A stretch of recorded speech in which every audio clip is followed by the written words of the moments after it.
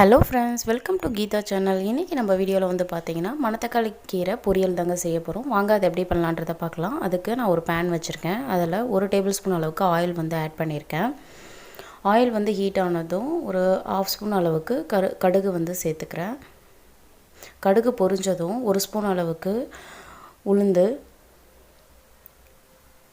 ஒரு 1/2 ஸ்பூன் அளவுக்கு கடலைப்பருப்பு, ஒரு 4-5 வரமிளகாய் வந்து நான் கிள்ளி வந்து இதில் ஆட் பண்ணிக்கிறேன். உங்களோட காரத்துக்கு ஏற்றப்பல நீங்கள் வந்து சேர்த்துக்கலாம். பச்சை மிளகாய் கூட சேர்க்கலாம். நான் இப்போ வரமிளகாய் தான் சேர்த்துருக்கேன், நல்லா வாசனையாக இருக்கும்ன்றதுக்காக. இப்போ ஒரு 5லேருந்து 6 பூண்டு பல் வந்து சேர்த்துக்கிறேன். பூண்டும் நல்லா வாசனையாக இருக்கும். இப்போது ஒரு பெரிய சைஸ் வெங்காயத்தை கட் பண்ணி வச்சுருக்கேன். ஸோ அதையும் வந்து இது கூட ஆட் பண்ணி நல்லா வதக்கி விட்டுக்கலாம்.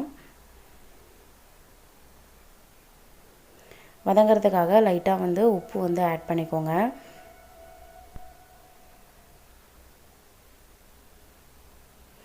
மணத்தக்காளி கீரை வந்து வாரத்தில் ஒரு வாட்டி சேர்த்துக்கோங்க. ரொம்பவே வந்து உடம்புக்கு நல்லது.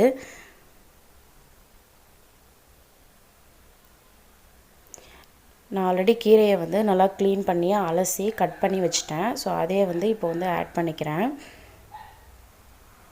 ரொம்ப ஈஸியாக வந்து பண்ணிடலாம் மணத்தக்காளி கீரை பொரியல் வந்து. பட் மணத்தக்காளி கீரை வந்து பார்த்திங்கன்னா கொஞ்சம் சிறு கசப்பாக இருக்கும். அதனால் நீங்கள் மூடி போடாத ஒரு 5 to 8 minutes கிட்ட நல்லா வந்து வேக வச்சுருங்க. நல்லா வெந்துச்சுனாலே அதோடைய கசப்பு வந்து கம்மியாகும். இப்போது கீரை எல்லாத்தையும் நான் வந்து ஆட் பண்ணிட்டேன்.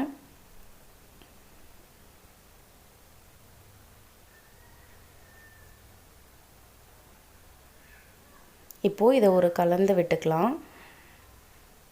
கீரையிலேயே ஆல்ரெடி வந்து தண்ணி இருக்கும். பட் இந்த கீரையை கொஞ்சம் நான் அதிகமாக வேக வைக்கிறதுனால லைட்டாக வந்து தண்ணி வந்து சேர்த்துக்கோங்க.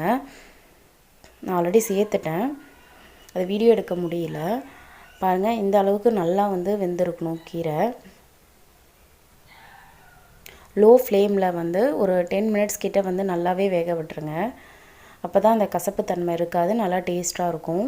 இப்போது நான் தேங்காய் வந்து ஒரு 1/2 மூடி தேங்காய் அளவுக்கு பாருங்கள் இது போல் துருவி ஆட் பண்ணிக்கிறேன். தேங்காய் சேர்த்திங்கன்னா தான் நல்லா டேஸ்ட்டாக இருக்கும். அவ்வளோதாங்க. இதை ஒரு 2 கலரிட்டு நம்ம ஃப்ளேமை வந்து ஆஃப் பண்ணிடலாம். அவ்வளோதான், நம்மளோட டேஸ்ட்டான ஹெல்த்தியான மணத்தக்காளி கீரை பொரியல் வந்து ரெடி ஆயிடுச்சு.